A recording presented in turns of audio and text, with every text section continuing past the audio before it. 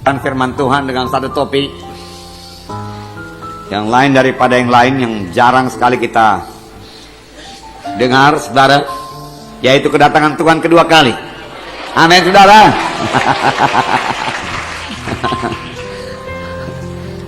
Karena pembacaan Alkitab kita, saudara, sudah sampai pada 1 Tesalonika dan 2 Tesalonika. Dalam 1 Tesalonika dan 2 Tesalonika hal ini diterangkan. 1 Tesalonika dan 2 Tesalonika berbicara banyak mengenai peristiwa-peristiwa pada akhir zaman, terutama kedatangan Tuhan Yesus yang kedua kalinya. Kedatangan Tuhan Yesus yang pertama semua kita sudah tahu di Bethlehem. Tapi Tuhan Yesus berjanji Dia akan datang kedua kalinya. Kapankah itu, saudaraku? Dan apa yang kita perbuat dalam menantikan kedatangan Tuhan Yesus yang kedua kali? Nah, Paulus berkata dalam suratnya kepada sidang Tesalonika, perkara ini perlu kamu ketahui, supaya kamu jangan bingung, jangan takut, dan jangan tertipu oleh orang lain, oleh nubuat, oleh guru-guru palsu.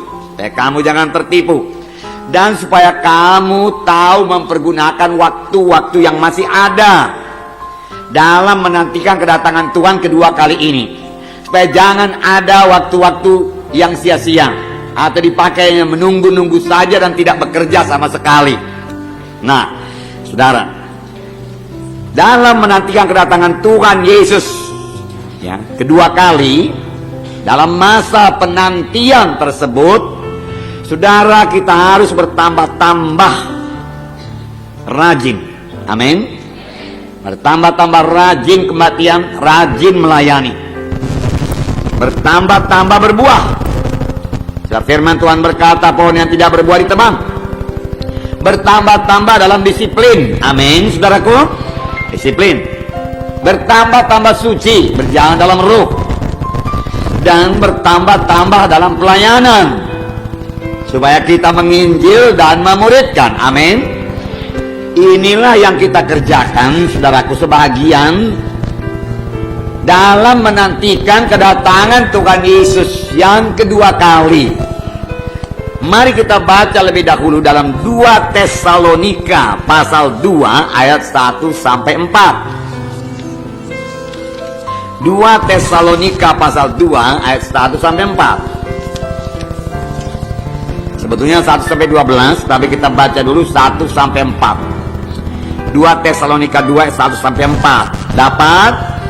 Mari kita baca bersama-sama tentang kedatangan Tuhan kita Yesus Kristus dan terhimpunnya kita dengan Dia. Kami minta kepadamu, saudara-saudara, supaya kamu jangan lekas bingung dan gelisah, baik oleh ilham roh maupun oleh pemberitaan atau surat yang dikatakan dari kami, seolah-olah hari Tuhan telah tiba. Janganlah kamu memberi dirimu disesatkan orang dengan cara yang bagaimanapun juga. Sebab sebelum hari itu haruslah datang dahulu murtad, dan haruslah dinyatakan dahulu manusia durhaka yang harus binasa, yaitu lawan yang meninggikan diri di atas segala yang disebut atau yang disembah sebagai Allah. Bahkan ia duduk di bait Allah dan mau menyatakan diri sebagai Allah. Paulus berkata mengenai kedatangan Tuhan kedua kali, janganlah kamu lekas bingung, jangan gelisah, baik oleh ilham roh maupun dia katakan oleh pemberitaan atau surat yang katanya datang dari kami, yang mengatakan hari Tuhan itu sudah tiba. Paulus berkata belum tiba. Jangan kamu bingung, dia katakan. Jangan kamu bingung, jangan gelisah. Sudah tahu yang dimaksud dengan hari Tuhan, yaitu hari kedatangan Tuhan Yesus yang kedua kali.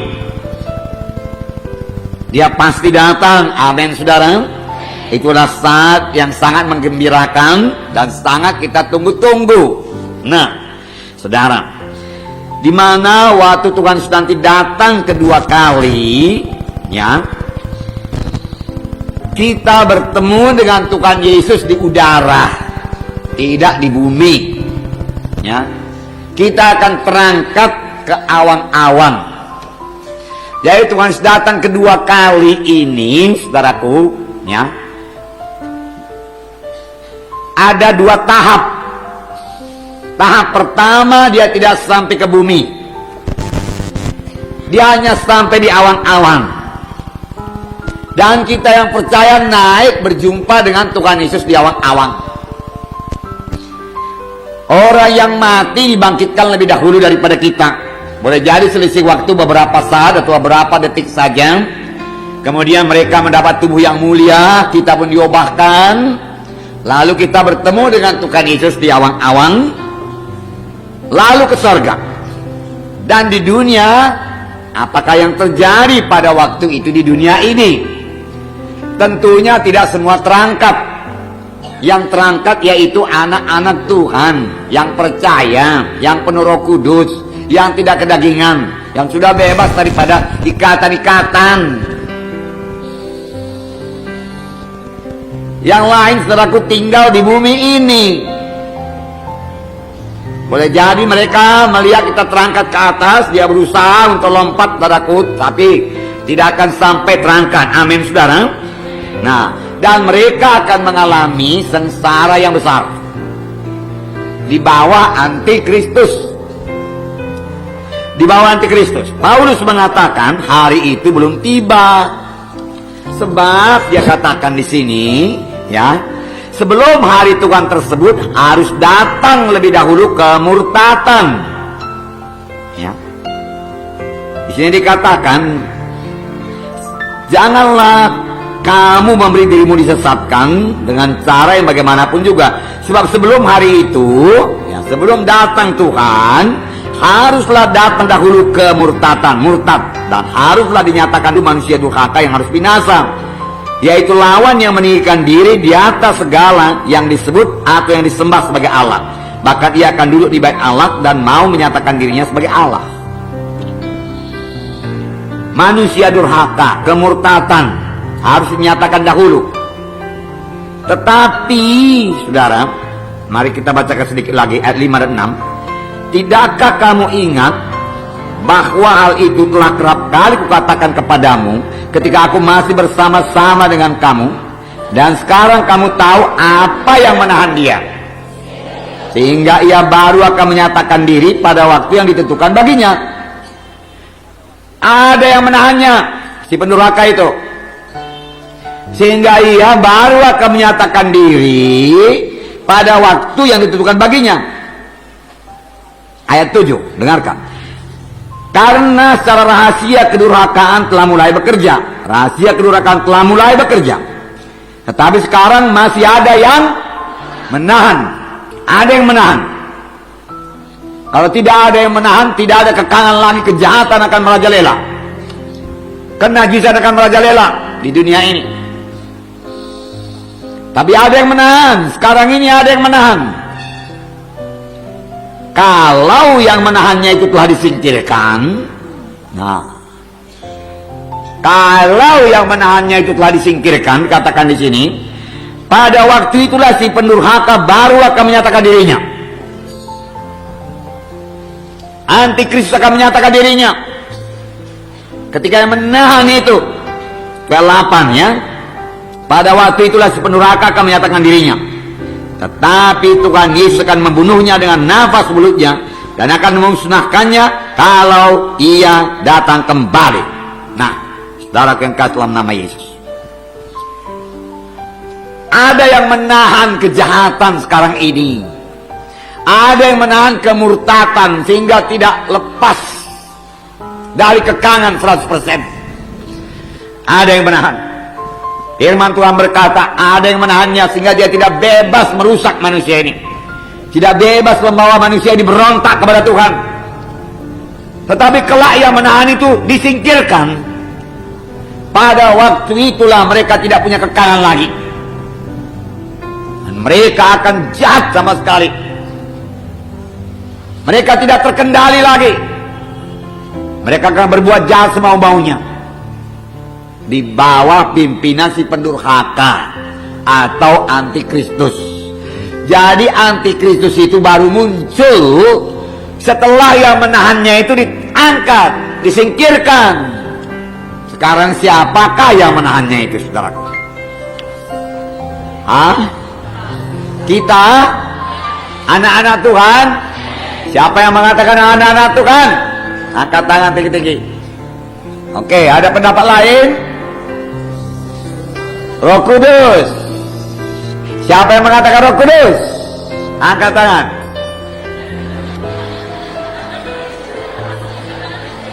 Siapa yang mengatakan dua-dua? Angkat tangan.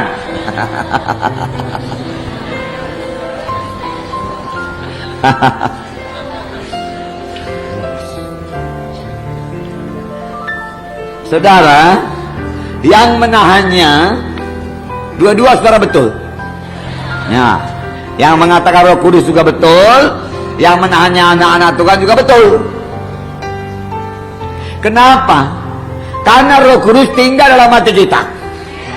Kita adalah bait Allah, amin.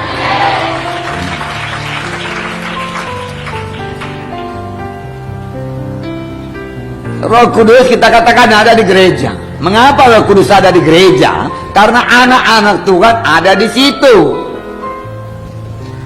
Kalau kita lihat di gereja-gereja yang tua, yang nggak ada lagi anak-anak Tuhan di situ, nggak akan ada Roh Kudus bercokol di situ. Ngapain dia di situ duduk-duduk, berak macam patung? Nggak ada itu.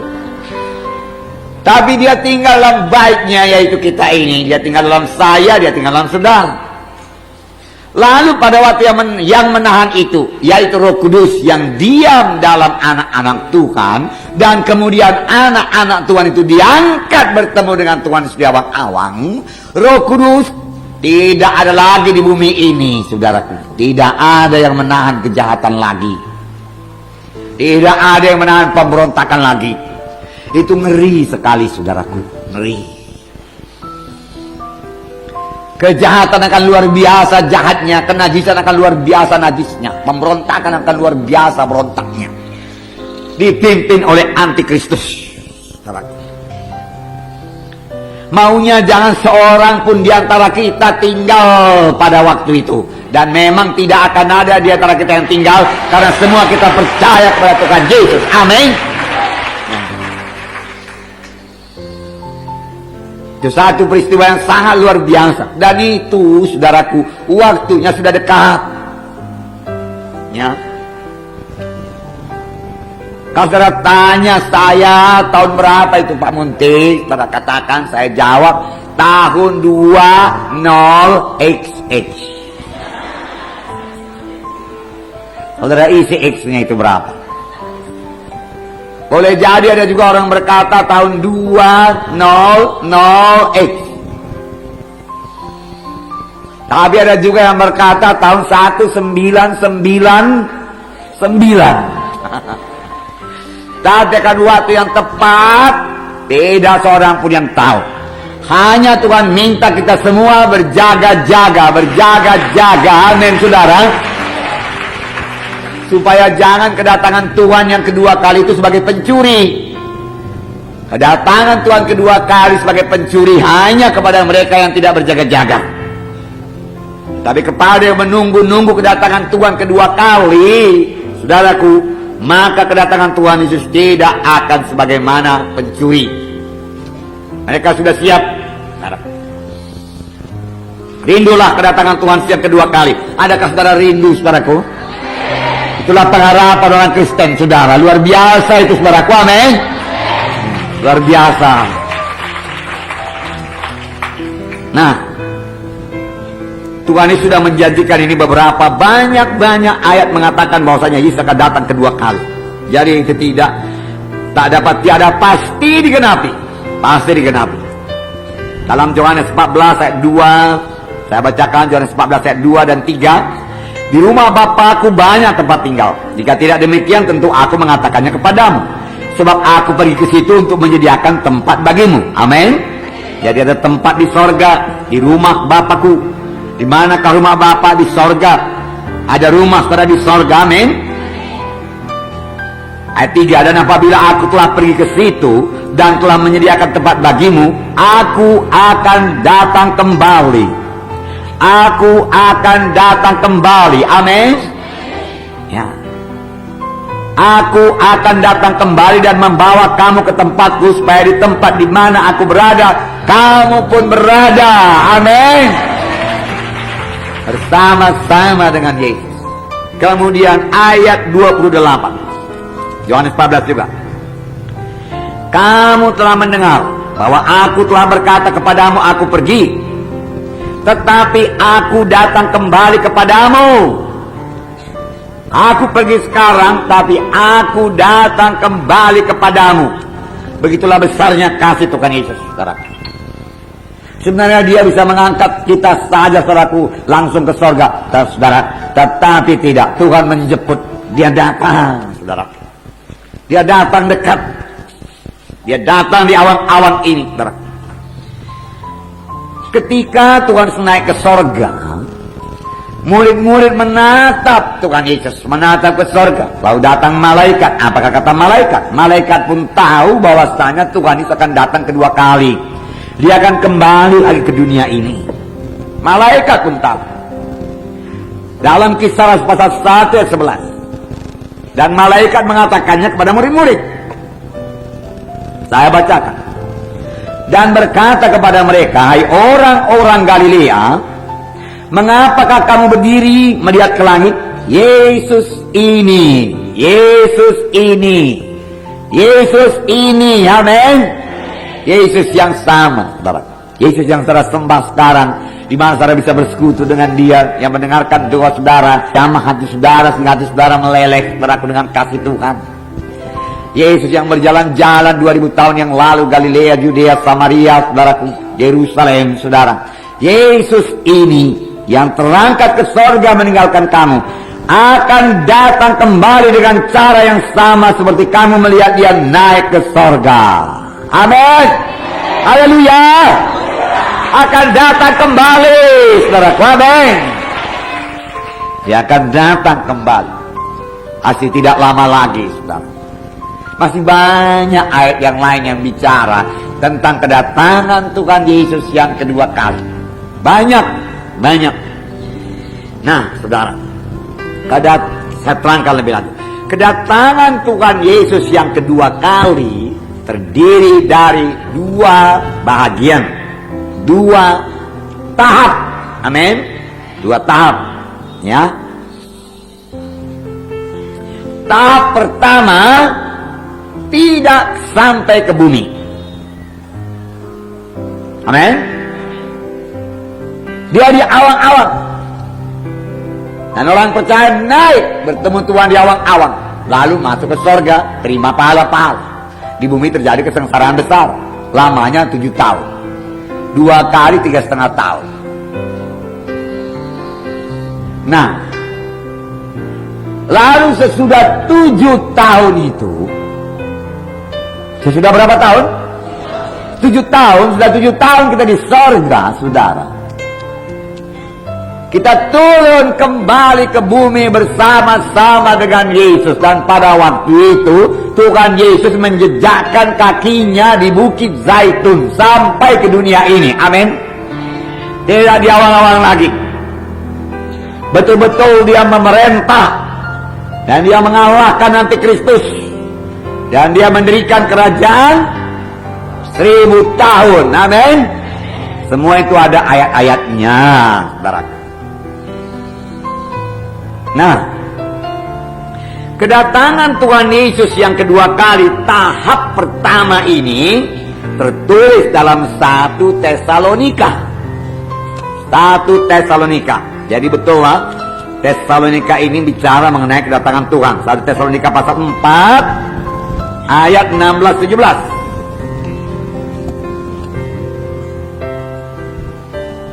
Ah, 16-17. Mari kita baca bersama-sama. Dapat? Mari kita baca bersama-sama. Sebab pada waktu tanda diberi, yaitu pada waktu penghulu malaikat berseru dan sangkakala Allah berbunyi, dan mereka yang mati dalam Kristus akan lebih dahulu bangkit. Sesudah itu kita yang hidup, yang masih tinggal, akan diangkat bersama-sama dengan mereka dalam awan menyongsong Tuhan di angkasa. Demikianlah kita akan selama-lamanya bersama-sama dengan Tuhan. Amin. Jadi pada waktu tanda diberi, yaitu pada waktu penghulu malaikat berseru. Jadi ada seruan yang kuat dari penghulu malaikat. Sangkakala Allah berbunyi. Jadi ada tiupan sangkakala yang luar biasa. Luar biasa saat itu, saudara. Kemudian Tuhan sendiri akan turun dari sorga. Apa yang terjadi? Dan mereka yang mati dalam Kristus akan lebih dahulu bangkit. Lebih dahulu bangkit.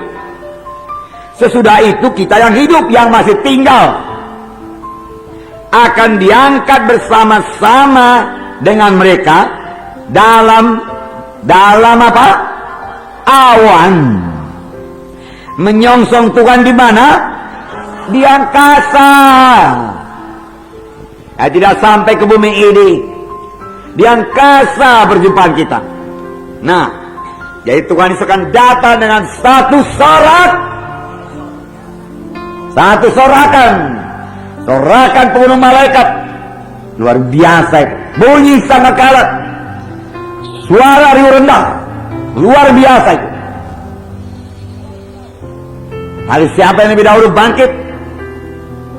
Yang mati dalam Yesus. Yang mati dalam Kristus. Nah, perhatikan. Kalau ada yang mati dalam Kristus, ada juga yang mati di luar Kristus. Yang mati di luar Kristus ini ikut bangkit apa enggak? Tidak. Sayang. Yang mati dalam Kristus sudah dihukum apa enggak? Yang mati di luar Kristus sudah dihukum apa enggak? Sudah. Tetapi nanti kelak dia dihukum lagi dengan tubuhnya sekalian, lengkap bulat-bulat.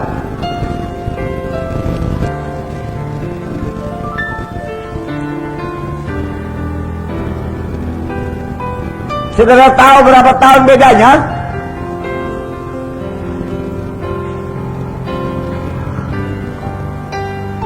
Antara kebangkitan orang percaya, antara kebangkitan orang yang mati dalam Kristus, dan kebangkitan orang yang mati di luar Kristus. Berapa tahun bedanya? Siapa yang mengatakan 7 tahun? Angkat tangan saudara. Ya, enggak banyak. Siapa mengatakan 1 tahun? Nggak ada. Atau 1 minggu? Siapa mengatakan 3,5 tahun?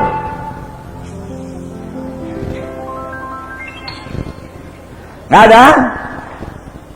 Oke. Ada pendapat lain? 7 tahun? 1.000? 1.000? Hampir betul. Hampir betul itu 1.000. 1.000 berapa? 1.007 tahun. Beri tepuk tangan yang meriah.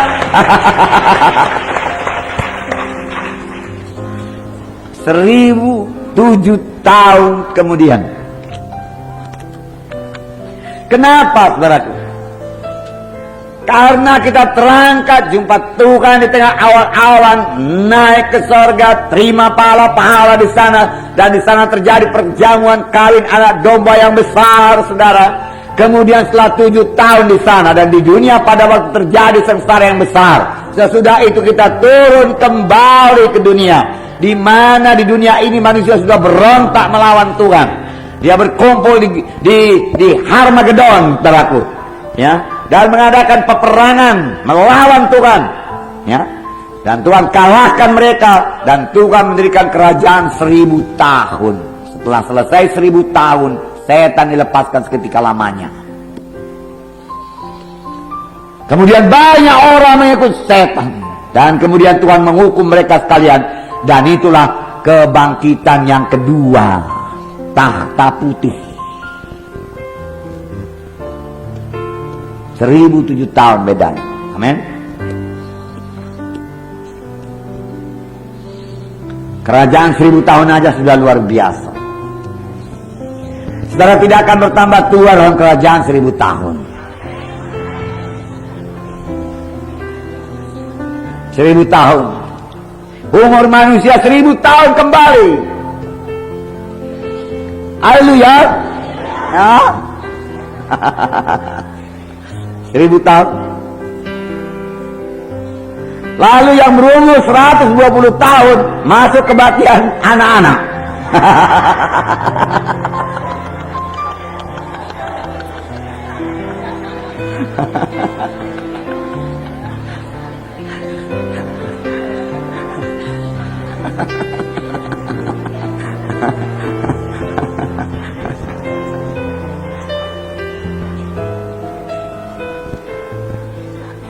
Yang 240 tahun saudaraku masuk kebaktian remaja. 300 tahun masuk kebaktian dewasa. Amin. Sayangnya nggak ada tertulis itu saudaraku. Jadi jangan percaya karena nggak ada tertulis. It is not written. Nah, tapi itulah yang akan terjadi saudaraku, luar biasa. Ya. Jadi 2 tahap.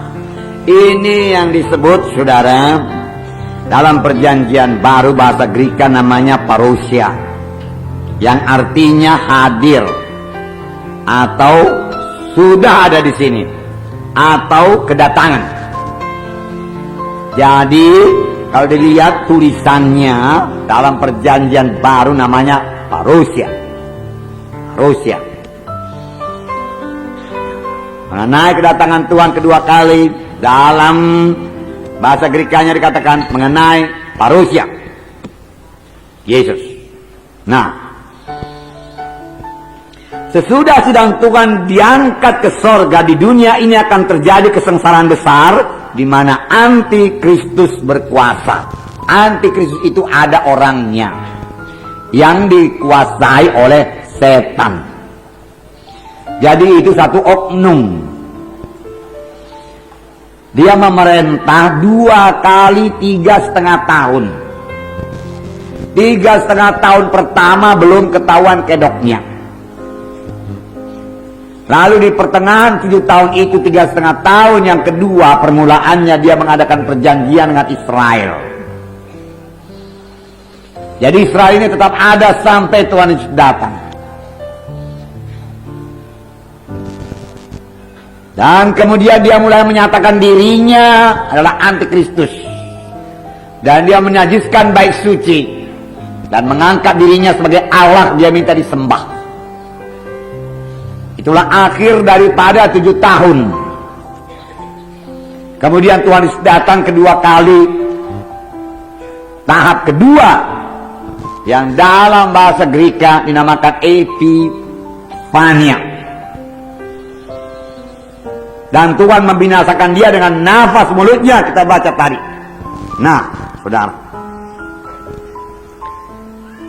Jadi, saudara, setelah Yesus datang kedua kali pada tahap pertama dan kita terangkat ke sorga, saudara, ya, kita akan berada di sorga bersama-sama dengan Yesus.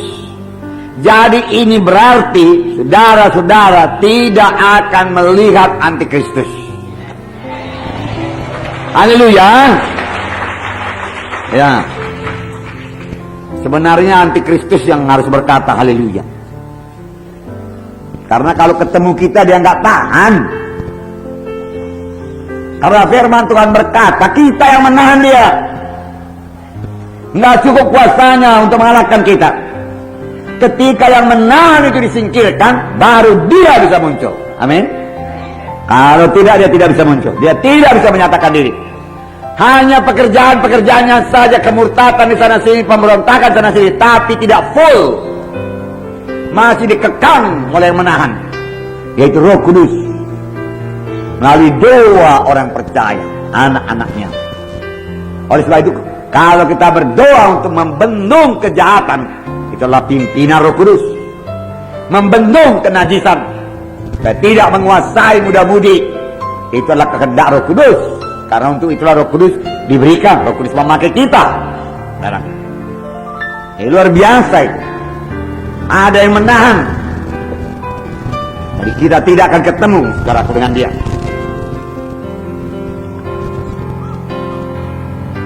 Nah, setelah selesai 7 tahun itu, Tuhan Yesus akan datang bersama-sama dengan sidangnya, bersama dengan saleh-salehnya, bersama dengan mempelai perempuannya, yaitu sidang Tuhan. Inilah yang dikatakan kedatangan Tuhan Yesus tahap kedua, Epifania. Jelas, saudaraku?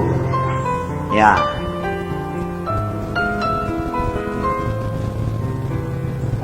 Untuk memerintah atas bangsa-bangsa itu yang tertulis, dia menjejakkan kakinya di Bukit Zaitun. Zakaria 14. Zakaria 14 ayat 4. Saya bacakan pada saudara.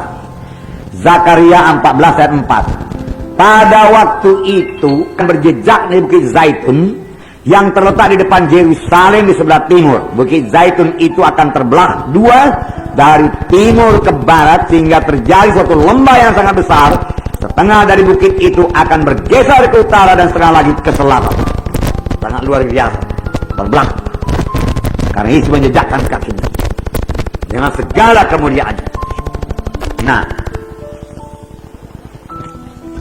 pada waktu kedatangan Tuhan Yesus bagian kedua ini, ia akan membinasakan si pendurhaka antikristus tersebut.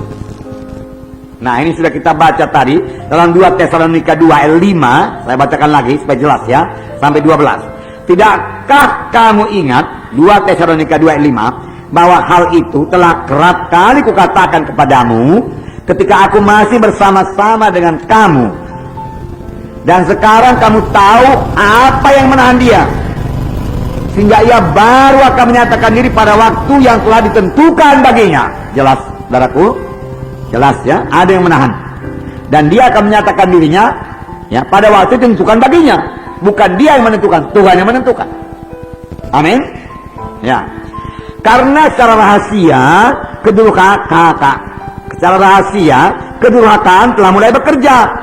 Secara diam-diam kedurhakaan itu telah bekerja, tetapi tidak full seperti saya katakan tadi, tidak sepenuhnya, karena ada yang menahan. Yang membuat pemberontakan di sana sini, kejahatan di sana sini, saudaraku, ya, penyembahan berhala di sana sini, saudara, ya, kuasa-kuasa kegelapan sana sini, ya, tetapi tidak sepenuhnya bisa karena ada Roh Kudus, karena ada dua anak Tuhan. Nah, karena secara rahasia kedurhakaan telah mulai bekerja, tetapi sekarang masih ada yang menahan. Kalau yang menahannya itu telah disingkirkan pada waktu itulah si pendurhaka baru akan menyatakan dirinya. Tetapi Tuhan akan membunuhnya dengan nafas mulutnya dan akan memusnahkannya kalau ia datang kembali. Inilah kedatangan Tuhan kedua kali, tahap kedua. Amin. Karena sudah dinyatakan lebih dahulu antikristus, sudah memerintah lebih dahulu antikristus, baru Tuhan datang membinasakan dia dengan nafas mulutnya saja. Nah, kedatangan si pendurhaka itu adalah pekerjaan iblis dan akan disertai dengan rupa-rupa perbuatan ajaib, tanda-tanda dan mujizat palsu. Kapan itu? Bukan sekarang. Amin. Walaupun rahasia kedurhakaan, penipuan sudah bekerja sedikit demi sedikit, maka sekarang pun ada juga mujizat-mujizat palsu, sama sebagaimana mujizat-mujizat Firaun. Tetapi nanti akan dinyatakan secara besar-besaran dan banyak orang akan tertipu. Dan tentu saja untuk menyatakan mujizatnya itu nanti dia akan memakai segala mass media yang ada di dunia ini. Apakah itu TV, apakah itu film, apakah itu internet, apakah itu email, dan lain sebagainya. Sehingga semua disesatkan dan memberontak terhadap Tuhan dan mau berperang melawan Tuhan Yesus. Kalau tidak, siapa yang berani berperang melawan Tuhan Yesus, melawan Tuhan? Tetapi karena mereka setelah tertipu dengan mujizat-mujizat palsu ini semua, mujizat-mujizat yang sangat luar biasa. Mereka berkumpul, bangsa-bangsa berkumpul, luar biasa banyaknya. Buku Wahyu mengatakannya mereka berkumpul di Harmagedon untuk melawan Israel.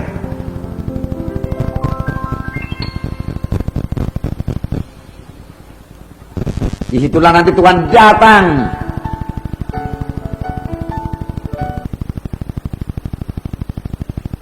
Ratusan juta.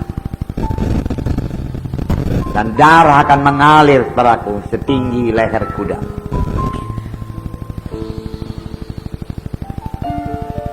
Luar biasa. Nah, lihat di sini. Akan disertai rupa-rupa perbuatan ajaib, tanda-tanda dan mujizat palsu, dengan rupa-rupa tipu daya jahat terhadap orang-orang yang harus binasa. Mereka percaya.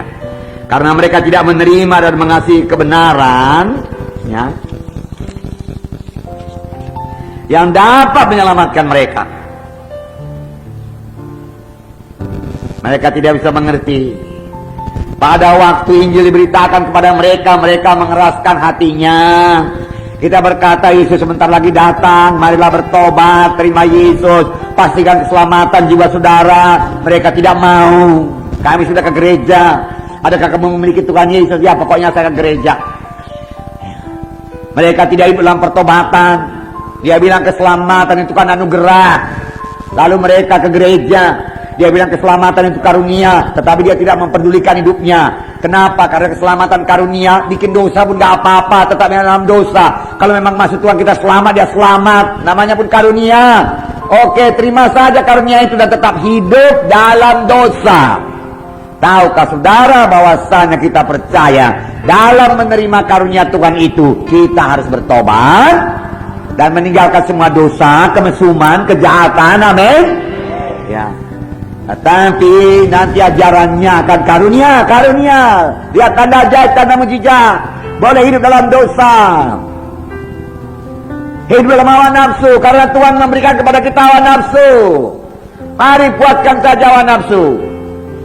Sama sebagai pengajaran, hampir-hampir sama dengan pengajaran Children of God. Saudara, saya mau mengatakan kepada saudara, tidak ada keselamatan tanpa hidup suci. Amin, saudara. Terus hidup dalam dosa. Walaupun mulut kita ini berkata, ku terima Engkau Tuhan sebagai Tuhan dan Juru Selamatku, tapi kita tidak mau meninggalkan dosa, tidak mau bertobat, tidak berkanjang dalam dosa, tidak akan membawa kita kepada keselamatan. Nah, dan ini setelah mereka mengeraskan hati, lalu mereka jatuh ke tangan antikristus. Dan itulah sebabnya ayat 11, Allah mendatangkan kesesatan atas mereka. Bukan Allah yang mendatangkan kesesatan. Roh Kudus tidak bekerja lagi atas mereka. Hati mereka telah menjadi keras, dan mereka tidak mengerti lagi kebenaran yang sejati, yang menyebabkan mereka percaya akan dusta, supaya dihukum semua orang yang tidak percaya akan kebenaran dan yang suka akan kejahatan, yang suka akan dosa. Mereka akan dihukum walau mereka ke gereja. Yang suka akan kejahatan yang tidak akan terangkat waktu Tuhan sudah datang kedua kali, saudara. Nah,